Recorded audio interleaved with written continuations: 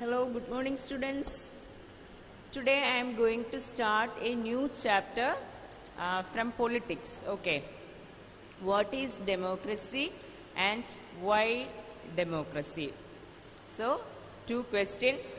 What is democracy and why democracy? So, here in this chapter we will study what is democracy. And through the definition of democracy, we will analyze the different features of democracy. Then by studying the features of democracy, we will be able to distinguish a democratic form of government from a non-democratic form of government. I think you can distinguish, already you can distinguish a democratic form of government from a non-democratic form of government because you are living in a democratic system. Then in this chapter we will analyze the broader meanings of democracy. We can use the term democracy in many or in different fields. For example, even in school, we can be democratic. In class, a teacher can be democratic.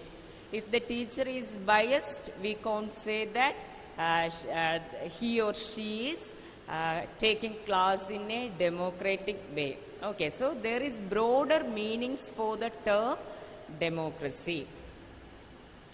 Then today the most prevalent form of government is democracy and it is expanding to more countries.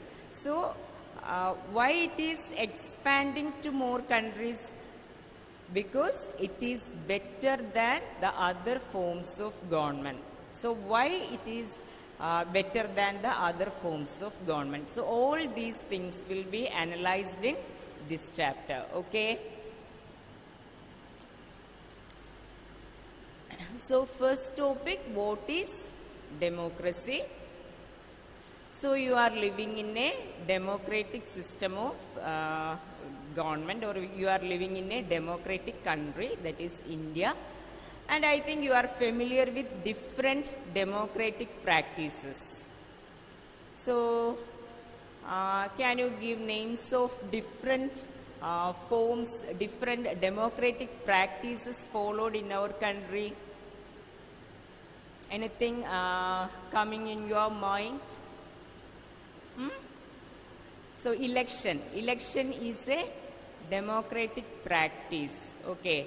Then political parties are the common feature of a democratic system. Political parties can function properly in a democratic system. Then non-democratic system. We already finished one chapter in history, that is about the French Revolution, and there you studied or the chapter was started with the non-democratic system, and we studied how the people fought for establishing a democratic system there. So monarchy is an example of non-democratic system. Monarchy is an example. Then dictatorship. This year you will study about Hitler. So he was a great dictator. Okay, so dictatorship is also another form of this non-democratic system. So the chapter starts with a discussion. You just go through that discussion when you read the textbook. Okay, and a factor common to all democracies is that in all democracies there is a government chosen by the people. So a common factor that is found in all democracies is a government chosen by the people. Through elections, in our country, through elections we are electing or we are choosing a government. Okay, we are choosing our representatives and these representatives form the government. That is the democratic system followed in our country. So Here one simple definition is given for democracy, that is, democracy is a form of government in which the rulers are elected by the people. So, democracy is a form of government in which the rulers are elected by the people. That means democracy is people's rule. Okay? Democracy is people's rule. So, the representatives rule as people select or elect their representatives, and on behalf of the people, these representatives rule us. So, we can call it as indirect democracy. Okay. So, in direct democracy, all people sit together and through discussions they are taking decisions. That is direct democracy. Here we are our country is too large, so direct democracy is not practical in our system. So we are following indirect democracy. That means we are selecting or electing our representatives, and these representatives rule us. Okay. So democracy is a form of government in which the rulers are elected by the people. That means democracy is people's rule. So each and every term is analyzed in this definition. Okay. And all governments that hold election can be called as democratic governments. So, in many countries there are elections, but we cannot call all these as democratic governments. And in this chapter, for this you will study different examples. Okay, all governments that hold election can be called as democratic governments. Sometimes there are fraud practices or malpractices while conducting elections. So, in such situation, we can't say that that government or that country is a democratic country or a democratic government. Okay. Every government in contemporary world wants to be called as democracy because it is the most prevalent form of government, modern form of government. So, almost all countries wanted to be known as democracies, even if it is not so. I already mentioned in some countries there are malpractices or fraud practices while conducting elections. Even at the time of rule, there is malpractice. Okay, there are malpractices. So even if it is not democratic, almost all modern democracies wanted to be known as democracies. So it is essential to distinguish between a government that is democracy and one that pretends to be as democratic. So in some countries the governments are acting or they are pretending to be as democratic. Actually they are not functioning in a democratic way, but they are pretending to be as democratic, or they are acting as democratic governments or democratic countries. So by studying this chapter, we have to distinguish. We will be able to distinguish a democratic form of government and a non-democratic form of government. Okay. So it is essential to distinguish between a government that is democracy and one that pretends to be as democratic.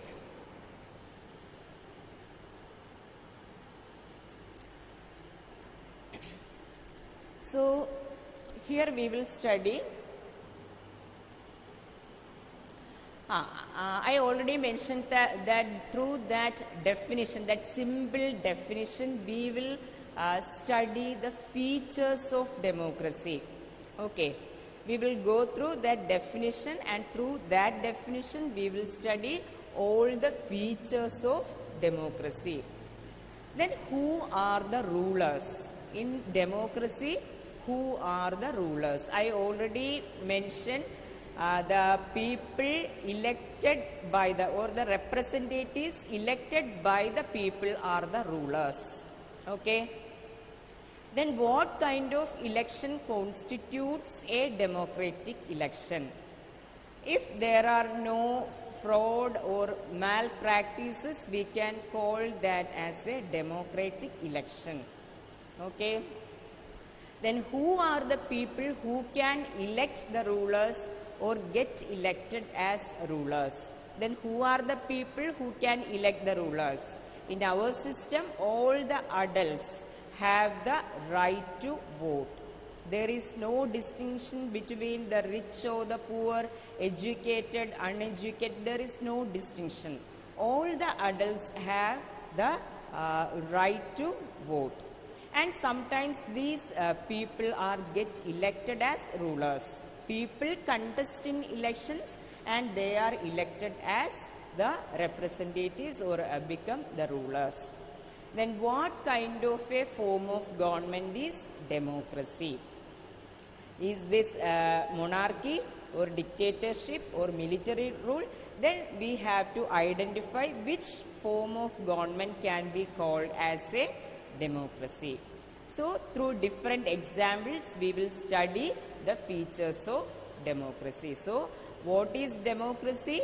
Democracy is a form of government in which people elect or select their rulers. The government is formed by the people, or it is the people's rule. Okay. So features of democracy. Today we will study the first feature of democracy. Major decisions by elected leaders. So if the system of government is democratic, in that system all the major decisions are taken by the elected leaders. Okay.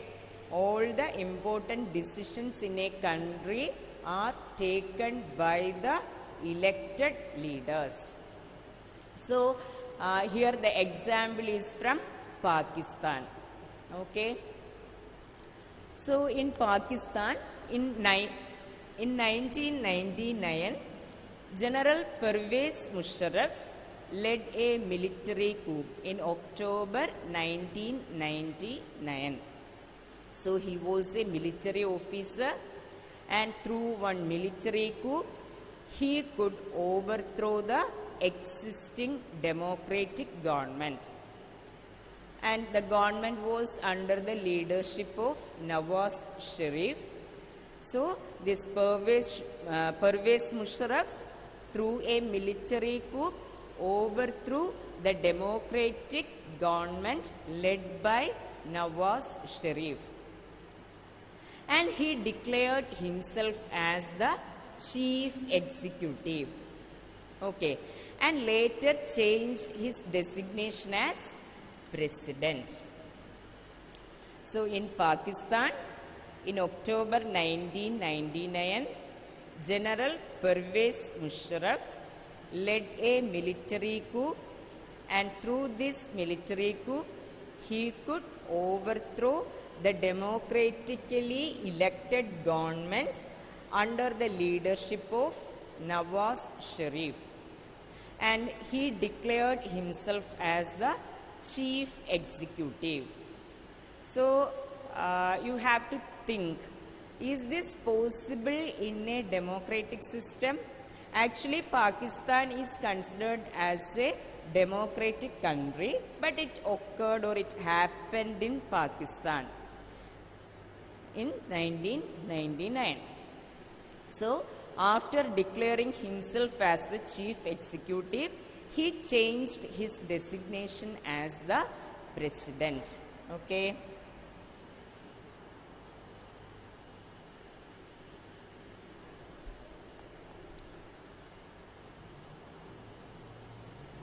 So in 2002, he held a referendum. Okay. A referendum is a direct vote to accept or reject a proposal.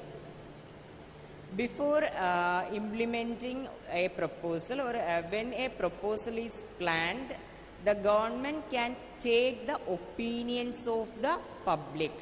So it's a direct vote to accept or reject a proposal. So when was the referendum? In 2002.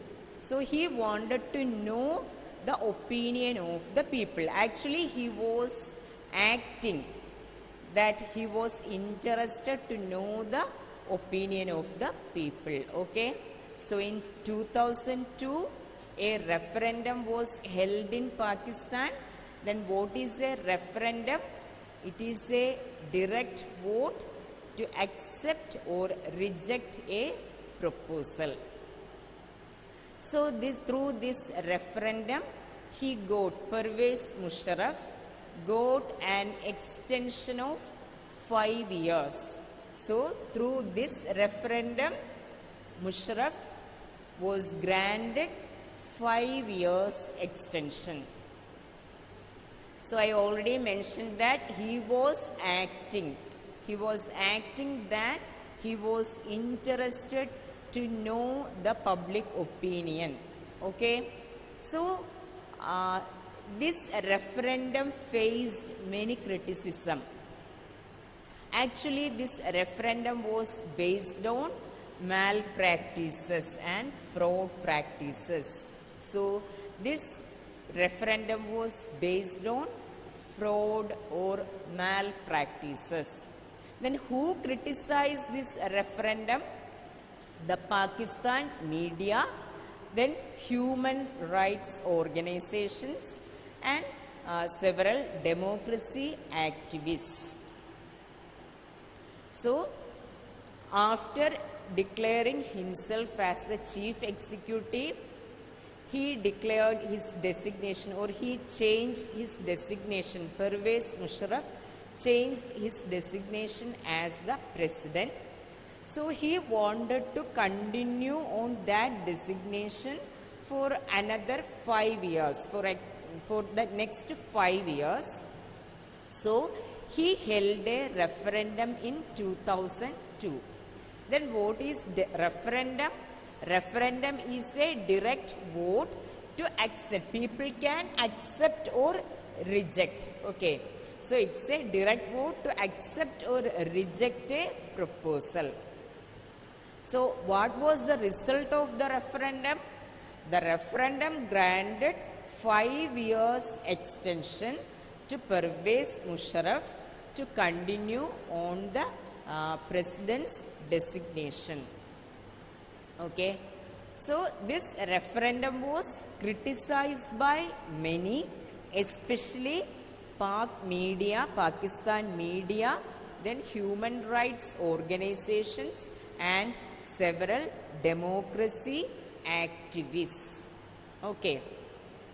They criticized that this referendum was based on malpractices and fraud practices. Okay.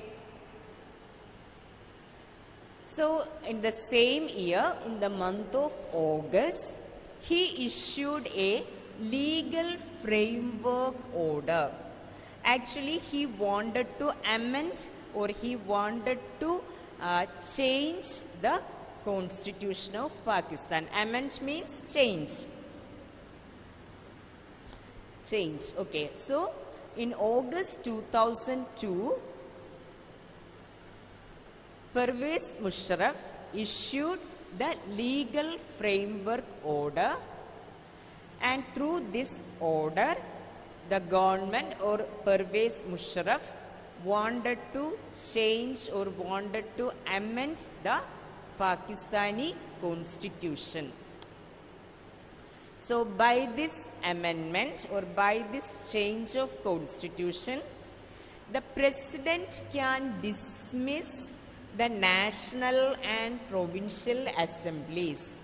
So by changing the existing constitution, the president was getting more powers to dismiss the national and provincial assemblies. you know about, you are familiar with national government. Then provincial assemblies means the regional governments, like our state governments. Okay, so the president can dismiss the national and provincial assemblies. And there was a National Security Council. It's a body, and this body was dominated by the military officials. Okay, so the National Security Council is a body of military officials. The domination of military officials was there. So this National Security Council would supervise the work of the civilian cabinet. Civilian cabinet means the people's representatives body. Okay, so the National Security Council, a body called National Security Council was there. This council or this body was dominated by the military officials. So this council or these military officials would supervise the work of the cabinet, the executive body of ministers. Okay, then the law was passed. Which law? The law to amend the constitution. The law was passed and it was decided to change the constitution of Pakistan. So after amending the constitution, or after this legislation, or after passing this law, elections were held to both the national and state assemblies, that former provincial assemblies. So after passing the law, elections were held to the national and state assemblies. Clear? So in August 2002, Pervez Musharraf issued the legal framework order. What was the purpose of legal framework order? To amend the constitution of Pakistan.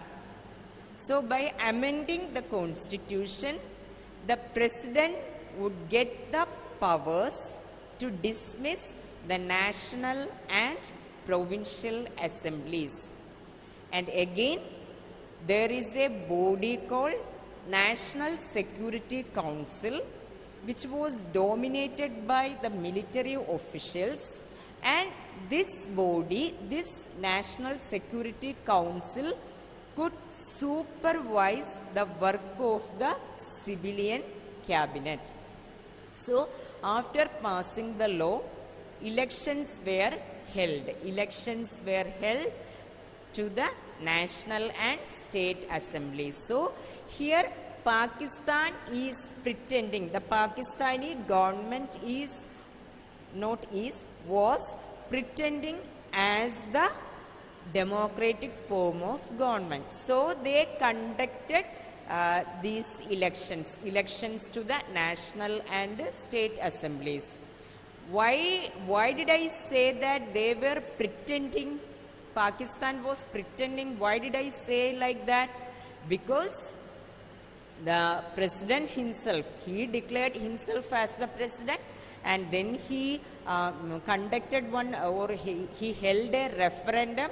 That referendum was based on malpractice. Then after that, he decided to change. He acted as a dictator, okay, military dictator. So he decided to change the constitution. Then through that constitutional amendment, the president was getting more powers, okay. So after elections, the elected representatives got some powers. So elections were conducted to both the national and provincial or state assemblies.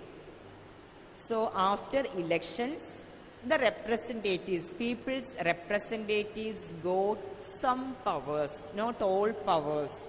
Here, after election in our country, after elections, people's representatives are getting powers. They are free to rule the people. Okay, according to the constitution. They can rule as they like. Within the limits of our constitution, our representatives can rule. But here in Pakistan, after elections, the people's representatives, the elected representatives got some powers. The final power rests with military officers and General Musharraf.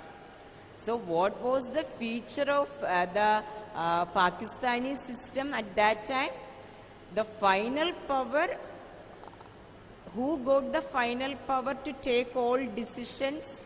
Military officers. Okay, National Security Council, military officers and General Musharraf himself. Okay. Can we call it as democracy? No. So, the elected representatives were getting some powers after election.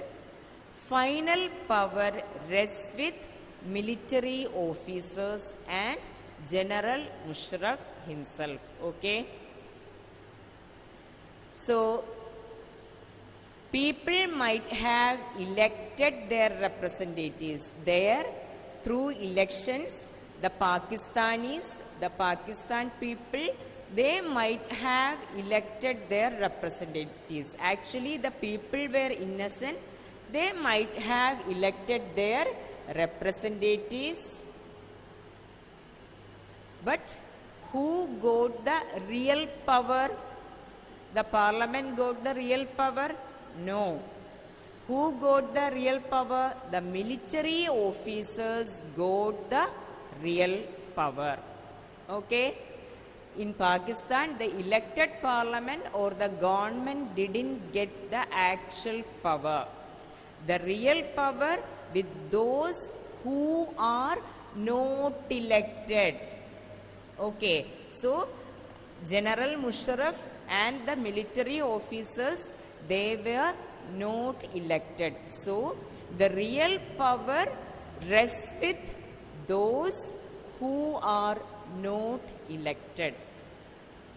So sometimes real power rests with external powers. So now I am leaving Pakistan. Sometimes real power rests with external powers and not with the locally elected representatives. Here example is not given in your text. I will just mention one example. Okay. There was Iraq invasion by America. Okay. Iraq invasion by America. Actually, they wanted to hold or they wanted to gain the control of all oil fields of Iraq. So they invaded. I am not going in detail about that. US attacked Iraq, and gradually they could establish or they could set up a government which is in support of US.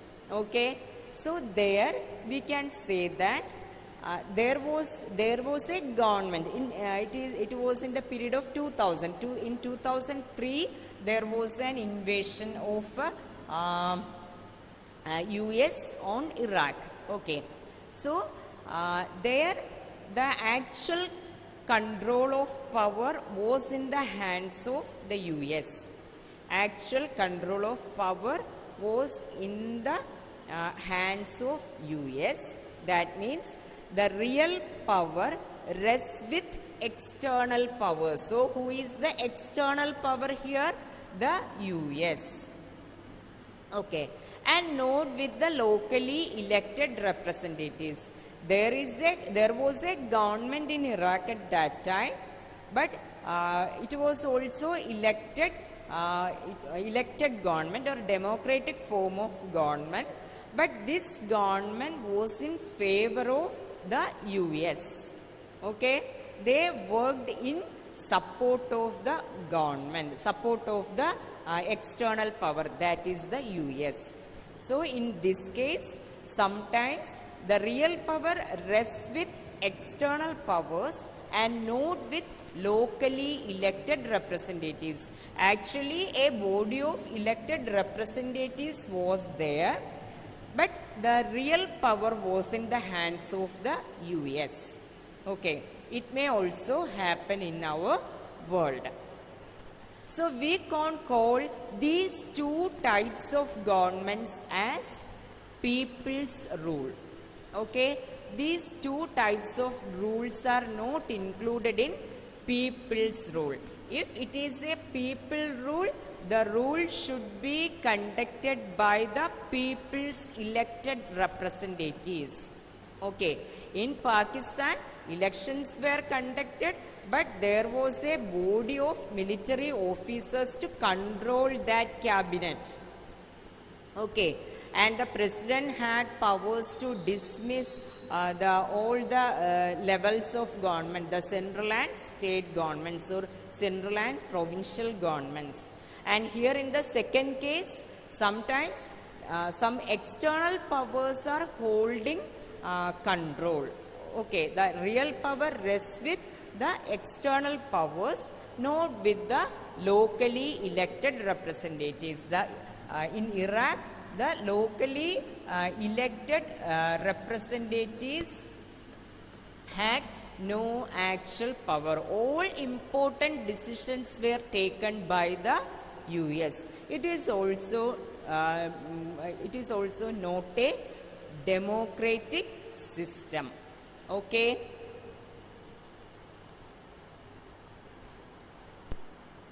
So we are coming to the first feature of democracies. Then what is the first feature of democracy? In a democracy, the final decision-making power must rest with those elected by the people. So, when the question is asked to write the features of democracy, the first feature of democracy, you don't write that short form of that feature, which is given as title, subtitle for this feature. You write this as the feature. Okay, in a democracy, the final decision-making power must rest with those elected by the people. Example, in India, the final decision-making power rests with those elected by the people. In our country, our representatives are taking decisions on behalf of us, on behalf of the people.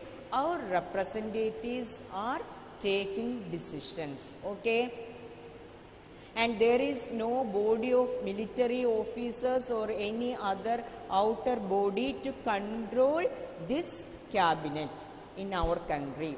So what is the first feature of democracy? In a democracy, the final decision-making power must rest with those elected by the people. The final decision-making power must rest with those elected by the people. Clear?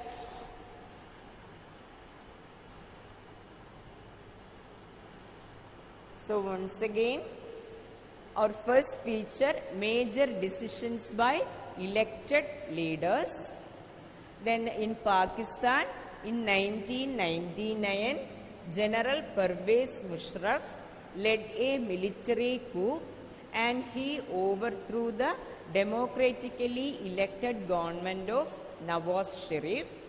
After that, he declared himself as the chief executive of Pakistan. Later, he changed his designation as the President of Pakistan. Then in 2002, a referendum was held to know the public opinion. He held a referendum. Referendum is a direct vote to accept or reject a proposal. So this referendum granted 5 years extension to Pervez Musharraf. That means he got 5 years extension to continue as the President of Pakistan. But there was criticism, or this referendum faced criticisms mainly from Pakistani media, then human rights organizations and democracy activists, because this referendum was based on malpractices.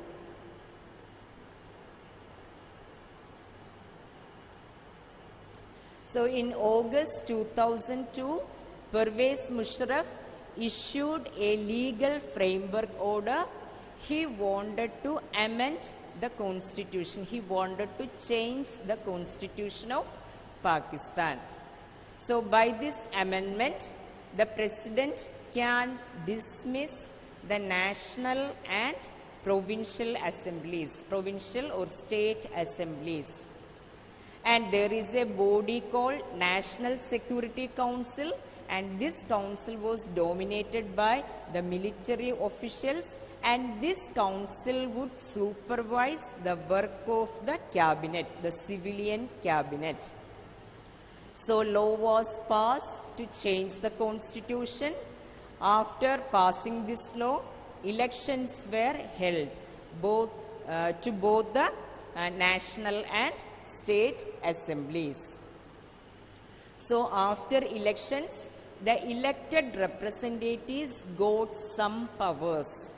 The actual power rests with military officers and General Musharraf. So we can call this system as a democratic system. People might have elected their representatives, but the real rulers means the elected representatives, the elected representatives couldn't take final decisions. The final decision making power were in the hands of military officials. And these military officials are not the elected representatives. Okay, they are not elected by the people. So it's a type of dictatorship. Okay, in monarchy also there is no need of election. In dictatorship also. So these two systems, monarchies and dictatorships, can be called as democracy. Okay, then Musharraf's government behaved in that way, like a dictatorship. So sometimes, so after the example of Pakistan, we also studied that in some countries the real power rests with the external powers, not with the locally elected representatives. And here I mentioned the example of Iraqi government, the government which was in support of the US. Okay, so the Iraqi government was not free to take decisions, to take their own decisions or in favor of their own people. The supreme control was in the hands of the US. Okay, so we can call this as people's rule. So through that example, we reach the first feature of democracy. In democracy, the final decision-making power must rest with those elected by the people. Okay.